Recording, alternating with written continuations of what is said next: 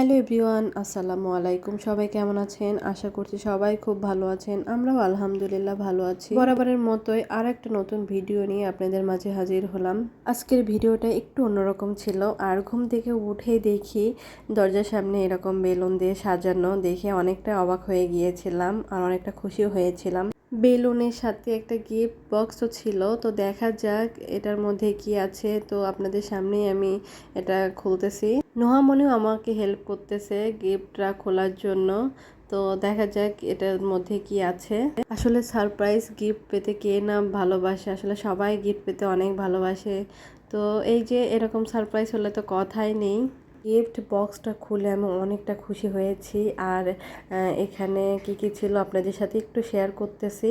এটার মধ্যে ছিল দুইটা হিজাব, আর হিজাব দুইটা আমার খুব পছন্দ হয়েছে।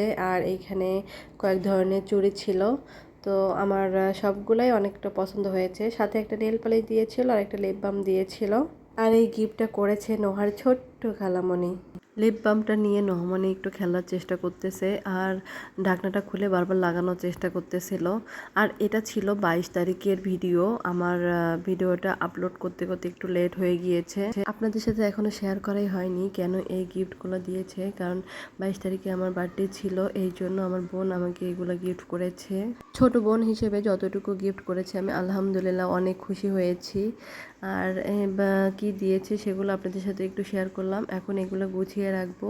আর নোহামনি একটু ব্যস্ত সাজুগুজু করায়, এটা খুলে সে গায়ে মাখার চেষ্টা করতেছিল অনেকবার, সেটা আর ক্যামেরাতে নেই নাই। আর হ্যাঁ, গিফটের সাথে আরেকটা চিরকুট ছিল, সে যেখানে লেখা ছিল ছোট একটি উপহার তোমার জন্য। নোহার পাপাও আমাকে একটা সারপ্রাইজ দিয়েছে, সেটা আপনাদের সাথে একটু পরেই শেয়ার করব। আর এখন এইগুলো একটু গুছিয়ে রাখি। আর নোহার পাপা এখন অফিসে চলে যাবে, তো এখন সব কিছু রেডি করতে হবে। আর দেখেন বাবা বেটি কি করে। আরেকবার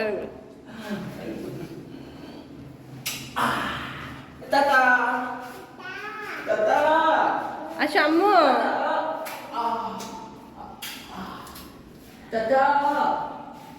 Bapak Tata, flying, Bapak flying.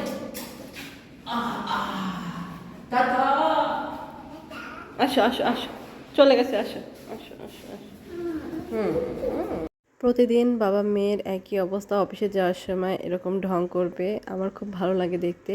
আর এই যে দেখেন নোয়ার পাপা আমাকে সারপ্রাইজ দিয়েছে, সেও কেক নিয়ে এসেছে আর আমাকে বলেছে তোমাদেরকে ঘুরতে নিয়ে যাব। তো কোথায় যাবা সেটা বলতেছিল, মাওয়া ঘাট যাবা নাকি তোমার খালাবাড়ি যাবা। তো আমরাও চিন্তা করলাম, মাও তো গিয়েছে অনেকবার, তো ভাবলাম খালাবাড়ি যাই। তো ফাইনাল সিদ্ধান্ত হয়ে গেল খালাবাড়ি যাওয়ার। তো এই যে আমরা এখন বের হয়েছি খালাবাড়ি যাওয়ার জন্য। খালাবাড়ি আসতে আসতে আমাদের অনেকটা রাত হয়ে গিয়েছিল, মানে 9:30 পৌনে 10টা বেজে গিয়েছিল। আর আমার কেকটা একটু নষ্ট হয়ে গিয়েছিল, তো ওটা ব্যাপার না, জার্নি করে এসেছে এত দূর, তো যতটুকু ছিল আলহামদুলিল্লাহ ভালো ছিল। এখন আমরা কেকটা কেটে সবাই মিলে একসাথে খাবো। আর সবাইকে তো ক্যামেরার সামনে আনতে পারে না, সবাই আসতেও চায় না। কেকটা খেতে কিন্তু অনেকটা মজার ছিল। আর এখন সবাইকে একটু একটু করে খাইয়ে দিব। আর উনি দেখেন কি করতেছে। এখন আমাদের কেক খাওয়া হয়ে গেলে সবাই একটু গল্প টল্প করে দেন তারপরে খাওয়া দাওয়া করে তারপরে ঘুমিয়ে যাব। আর আমাদের ঘুমাইতে ঘুমাইতে একটু লেটই হয়ে গিয়েছিল, কারণ অনেক দিন পরে সবার সাথে দেখা, গল্প টল্প করতে করতে অনেকটা সময় পার হয়ে গিয়েছে। আর এটা ছিল তার পরের দিন, মানে শুক্রবার 23 তারিখ। সকাল থেকে আর ক্যামেরা ধরি নাই। আর এই যে আমি দুপুর থেকে ক্যামেরা স্টার্ট করেছি।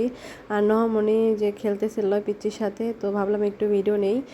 ক্যামেরা ধরার আগে সে অনেক সুন্দর করে খেলতেছিল, যখনই দেখছি একটু ভিডিও করা হচ্ছে তখনই সে খেলা বন্ধ করে দিয়েছে, একটু দুষ্টামি করতেছিল। আমার খালামণি অনেকগুলা কাঁচামরিচ গাছ লাগিয়েছে, তো আপনাদের সাথে একটু শেয়ার করি, আপনারা দেখতে থাকুন।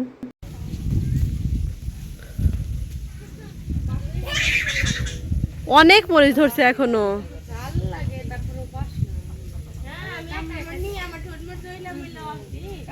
এ মরিচে এত ঝাল,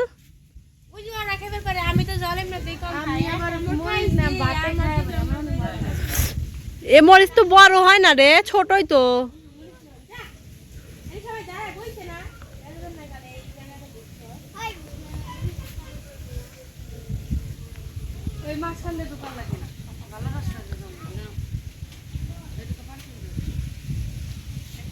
খালামণির গাছে অনেক কাঁচামরিচ ধরেছিল আর বলল যে এর আগে অনেকগুলা বিক্রিও করেছে নাকি, আর পিছনে আরও অনেকগুলা কাঁচামরিচ গাছ ছিল।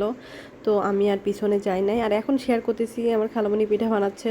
এখানে খালামণি তেলের পিঠা বানাচ্ছিল, আর এর আগে খালামণি সিট পিঠা বানিয়েছে, সেটার ভিডিও আর করা হয়নি কারণ আমি একটু ব্যস্ত ছিলাম। আর খালামণি আমাকে একটু রোস্ট রান্নার কাজে দায়িত্ব দিয়েছিল, তো এই জন্য আমি একটু ব্যস্ত ছিলাম। গ্রামের মানুষ মানে জামাই যাবে তো পিঠা বানাইতে হবে, তাদেরকে খাওয়াইতে হবে। আর এইখানে নয়মনের পাপা নামাজ পড়ে আসার পরে ছিট রুটি আর হচ্ছে মুরগি মাংস দিয়েছে, আর দুপুরে খাওয়ার জন্য আছে গরুর মাংস, পোলাও, রোস্ট। আর এখন আপনাদের সাথে শেয়ার করতেছি এই যে গরুর গোশ, মুরগির গোশ আর হচ্ছে রোস্ট। রান্নাগুলো কেমন হয়েছে অবশ্যই কমেন্ট করে জানাবেন। আর রোস্টটা আমি রান্না করেছি, আর আমার খালাতো বোনও সাথে হেল্প করেছে, সে গরুর গোশ, মুরগির গোশ রান্নায় হেল্প করেছিল, আমি একটু দেখিয়ে দিয়েছিলাম, মানে সবাই মিলে একসাথে কাজ করেছি। আর এই যে রান্নার ফাইনাল লুক। আর এগুলোর সাথে দইও ছিল, বাট দইটা ভিডিও করার কথা খেয়াল ছিল না কারণ দইটা একদম লাস্টে এসেছিল, এই জন্য আর ভিডিও করা হয় না। আমরা আজকেই বাসায় চলে এসেছি। আর খালামণি দেখেন কত খাবার আমাকে প্যাকেট করে দিয়েছে। এখানে পিঠা দিয়ে দিয়েছে, গরুর মাংস, মুরগির মাংস, পোলোয়া, সাদা ভাত সব কিছু দিয়ে দিয়েছিল। আর সাথে গাছের ডাঁটা ছিল, খেতে ডাঁটা বুনেছিল, সে ডাঁটাগুলোও দিয়েছিল।